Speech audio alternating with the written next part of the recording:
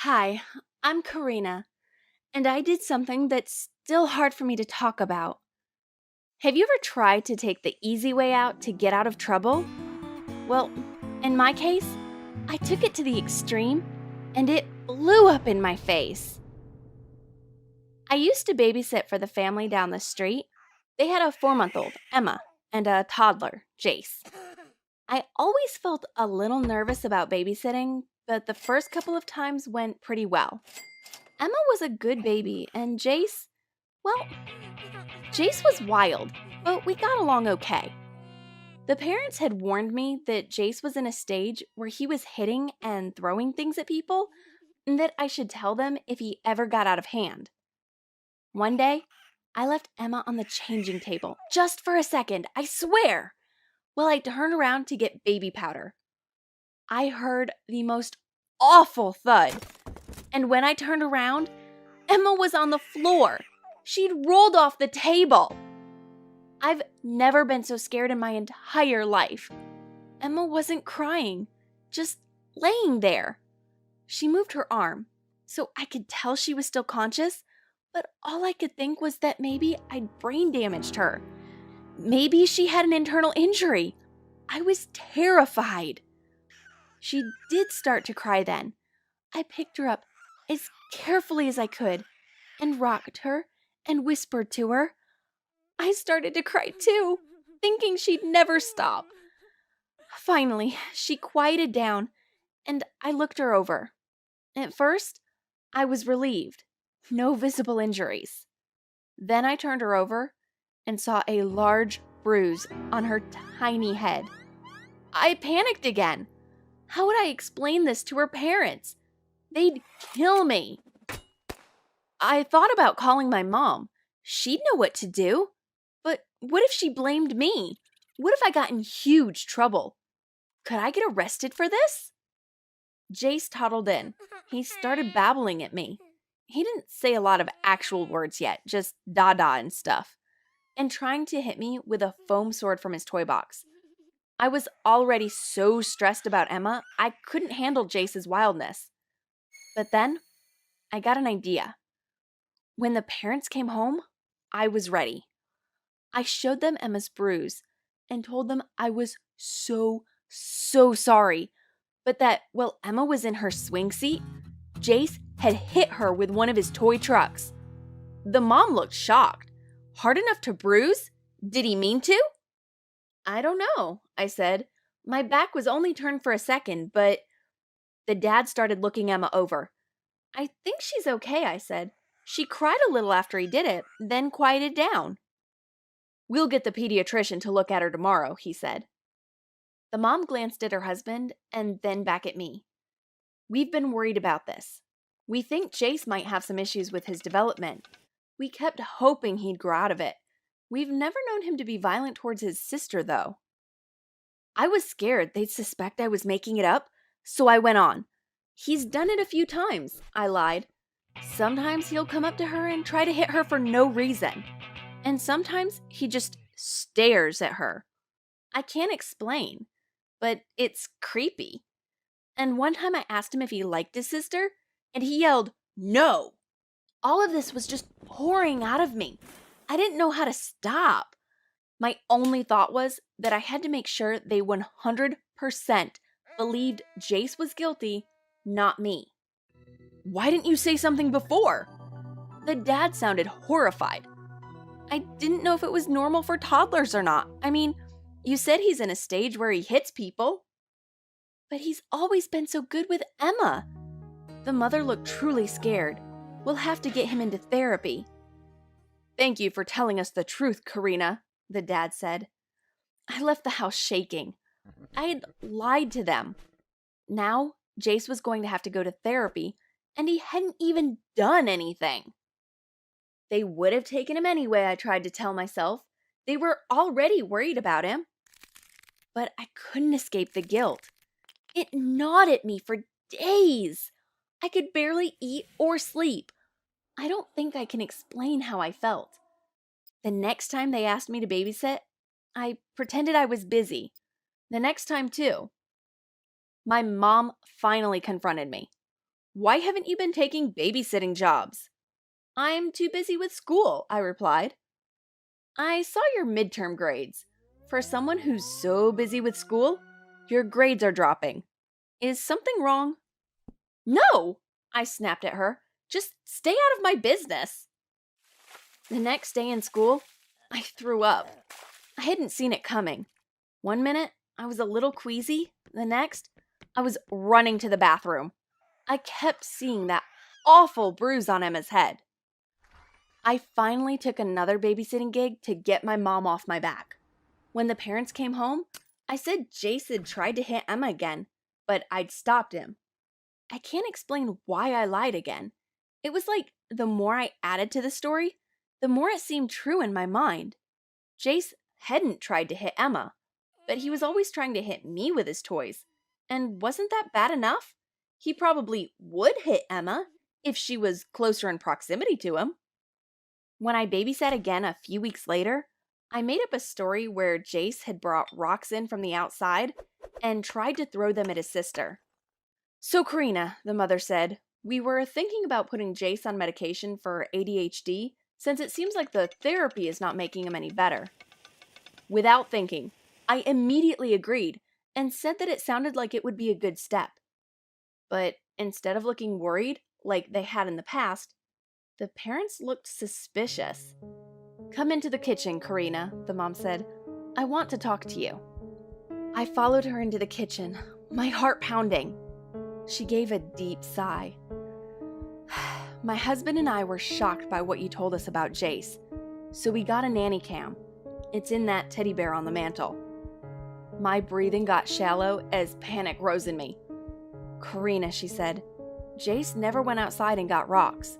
You and Emma were here the whole time until she went to bed. Jace never tried to hurt her." I nearly burst into sobs as all the guilt and shame and fear of the past few weeks hit me at once. But some part of me was defensive too. The part that had started to believe my own stories. That Jace was dangerous, out of control. "He did go outside," I tried to tell her. "He was..." "Karina, I want you to tell me honestly." Her eyes were wet with tears, but her voice was firm. "Has Jace been trying to hurt Emma?" I wanted to tell another lie. It would feel good to tell another one. "Yes," I said. "I'm being honest." The father got his phone out and showed me the tape.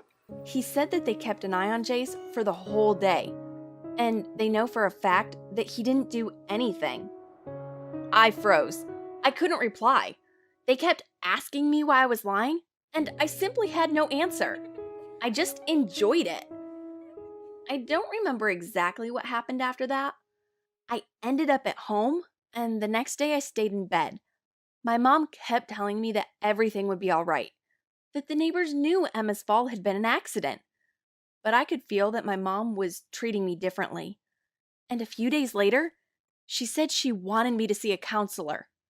"You think I'm crazy?" I burst out. "No, honey, I don't. But I just want you to talk to her." I did go. The counselor and I discussed pathological lying and how the blurring of reality and fantasy, the sense that it would feel good to lie, could signify pathological tendencies in me. It sounded so horrible. But I've continued to go to counseling, and I'm getting better at recognizing those tendencies. I wrote a letter of apology to the neighbors, but they still haven't responded. There are days when all I can do is close my eyes and dig my nails into my palms and wish I'd never told that first lie. My mom says I may have to live with the guilt for a while. It's hard, but I know the fact that I feel guilty at all is a good sign. It means that I want to get better, and I'm going to keep trying.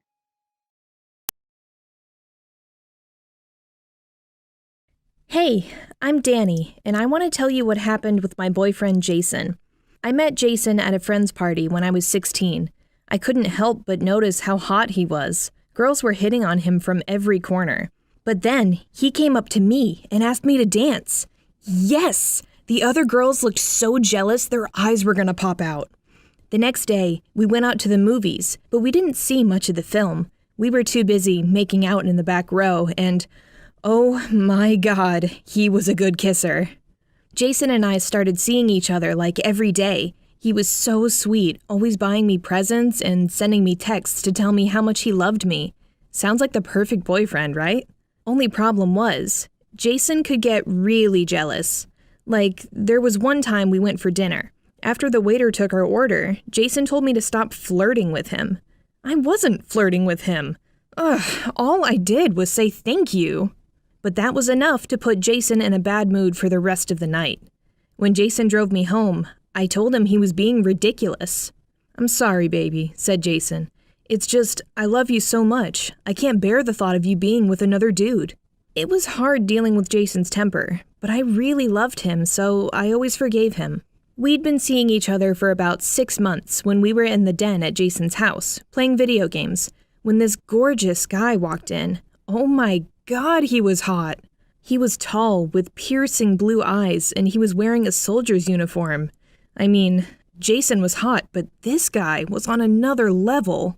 "Lucas!" yelled Jason, running over to hug the man. "Danny, this is my brother Lucas." I went over to meet him. Lucas held out his hand for me to shake, and I swear I felt like fainting when our fingers touched. Lucas told us he was home on leave from the army, and Jason said we should all hang out together. Jason asked if I minded because he didn't get to see Lucas much since he signed up. Did I mind? Are you kidding me? I got to hang out with a hot guy, and Jason wasn't going to get jealous. We had so much fun together in the couple weeks Lucas was home. We went to Six Flags, went out for dinner almost every night, and went to the movies. But the best times were when we were over at Jason's. And to be honest, some things got pretty steamy between me and Jason. Like, when the three of us watched TV, Lucas would kind of rub his thigh against mine or play with my hair without Jason noticing. This was wrong, but it made me want him so bad. On Lucas's last day of leave, we were all in the den when Jason remembered he was supposed to pick something up for his mom. He asked if I'd be okay staying with Lucas. Like he had to ask. Any excuse to spend time with his hot older brother. When Jason left to go to the store, Lucas came and sat right next to me. He was so close, our knees were touching. My heart started beating faster, and I bit my lip. I knew he wanted me, and all I wanted to do was kiss him. Thank God Lucas made up my mind for me. He leaned forward and kissed me passionately. Oh my God. I liked making out with Jason, but this was just, wow. With Jason, I feel like I'm with a boy, but Lucas, he was a man, and he really knew what he was doing. Jason and I had fooled around a lot, but we'd never gone all the way. I didn't feel ready, but at that moment, all I wanted was to be with Lucas. Things started getting hot and heavy, but then we heard Jason coming home. Quickly, I straightened out my clothes, and Lucas moved away from me. When Jason walked into the den, I thought he'd know straight away what we'd been doing. But he just smiled and walked over to kiss me. "Did you two have fun while I was gone?" he asked. Yeah, I said. When Lucas went back to the army, he started emailing and texting me. His messages were so romantic, and sometimes they were his hot nudes. He'd tell me all about what he wanted to do to me when he got back home again. I really felt like I was falling in love, you know? I always deleted his messages. It would break Jason's heart to know I was flirting with his brother, and I did love Jason. Anyway, Lucas was away in the army. It wasn't like I was having a real affair with him or anything, we were just talking. But then it happened. Lucas messaged me to say he was leaving the army and coming home for good. I felt such a mix of emotions. I was excited that Lucas was coming back, nervous about what would happen between us, and worried that Jason would suspect something. I didn't have to worry. Jason planned a surprise party for Lucas to welcome him home. There were loads of people there, and there was no chance for me to spend any time with Lucas. In fact, he barely spoke to me. If he hadn't sent all those sexy messages, I would think I'd imagined the time we kissed. And then it happened. Lucas yelled out for us all to be quiet because he had something to say. He held out his hand, and some girl I'd never seen before stepped forward to take it. "This is my fiancée, Sherry," said Lucas. "She's the reason I left the army, and I want to spend more time with her." Lucas was engaged? I felt like my heart had shattered into a million pieces. I'd spent so long dreaming about kissing Lucas again, and he was with someone else. I know I know. I shouldn't have been upset. I was with Jason, and we had a good relationship. It's just that I felt like I had something special with Lucas, and I wanted to see if it would go somewhere. Oh well, I guess it just wasn't meant to be. Now Lucas was home, I saw a lot more of him, but Sherry was with him most of the time. It wasn't the same as before. We would go out on double dates together. The more time I spent with Sherry, the more I wondered what Lucas saw in her. She wasn't all that pretty. She was flat-chested and really dumb. She laughed at everything Lucas said, even if it wasn't funny. Lucas should have been engaged to me. It would be so much better for him. But then it happened. I was over at Jason's when Lucas walked in. He told Jason their mom had asked him to drive her to the store because her car wouldn't start. Jason asked me if I wanted to go with them, but I said no. This was my chance to talk to Lucas and find out what was going on. When Jason left, at first it was a bit awkward. I didn't know what to say, but then Lucas said, "I'm sorry." He told me that he'd only proposed to Sherry because she told him she was pregnant, but then she lost the baby. He felt guilty and didn't want to hurt her, but he'd been thinking about me all the time. "I know you're still with Jason," he said, "but I want you." That was all I needed to hear. We fell into each other's arms, ripping our clothes off. That first time with Lucas was incredible. He really knew how to please a woman. By now, Jason and I had been sleeping together for a while, but he wasn't great in bed. Lucas had experience, and it showed. After that, Lucas and I spent every moment we could together. I couldn't get enough of him. His body was amazing. So toned and buff after all his time in the army. I was head over heels in love. But then, I missed my period. I knew it wasn't Jason's baby because we always used protection, but Lucas and I weren't as careful. When I told Lucas, he was so sweet. He said he'd leave Sherry and we'd get married. He didn't want his baby to grow up without him. The worst part was telling Jason. I still cared about him, and he was my baby's uncle after all. Jason was devastated. I'd never seen a man cry before. I felt so uncomfortable. "I hope he cheats on you one day," he said. Lucas and I got married at the courthouse. It was only a small ceremony. Jason wouldn't come, and neither would his parents because they didn't approve of me running off with Lucas. My parents thought I was too young to get married and have a baby, so they didn't come either. I didn't care. Lucas and I were going to be together forever, but it wasn't long before things changed. I put on a lot of weight while I was pregnant. Lucas started making comments about how fat I was. Whenever I ate anything that wasn't a salad, he'd make snarky comments or snort like a pig. When our daughter, Mia, was born, I thought things would go back to how they were, but Lucas didn't want to spend any time with her, and as for changing diapers, forget it. I was really depressed, so I started to comfort eat, which made things even worse. Lucas threatened to leave me if I didn't lose weight, but his negative comments only made me eat more, and I ended up gaining 100 pounds. The more he called me names, the more I ate. I hated the way I looked, but I couldn't stop eating. It was the only thing that made me happy. After he left the army, Lucas couldn't get a good job, so he had to work as a barista to pay the bills. He started spending more and more time at work. He said he was getting overtime to pay for the baby, but whenever I asked him for money to buy formula, he said he didn't have any. I started to suspect he was having an affair, so I took Mia and waited outside his work one day. Sure enough, when he left the coffee shop, he was holding hands with another woman. They kissed before getting into his car and driving off. I raced home and started packing things for me and Mia. There was no way I was going to stay with someone who was cheating on me. When Lucas came home, my bags were in the hallway. "What's going on?" he asked. "I know you're seeing someone else," I yelled. "I'm leaving, and I'm taking Mia with me." Lucas begged me to stay. He promised he'd break up with the other woman and said he loved me more than ever. He took me to bed. We fell asleep in each other's arms, but when I woke up, I was alone. Lucas had left, and he'd taken Mia with him. He left me a note which said, "There's no way I'm letting my daughter grow up with a fat pig for a mother." I had to go to court to get my daughter back, but I couldn't afford a lawyer. Lucas's family paid for a lawyer for him, and he said I was a bad mother who was a danger to our daughter. He won full custody. I know some people think I deserve it for cheating on Jason with his brother, but I've learned my lesson. I'll never cheat on anyone ever again. Now, I'm working 2 jobs to save enough money to hire a lawyer. I won't rest until I have my daughter back.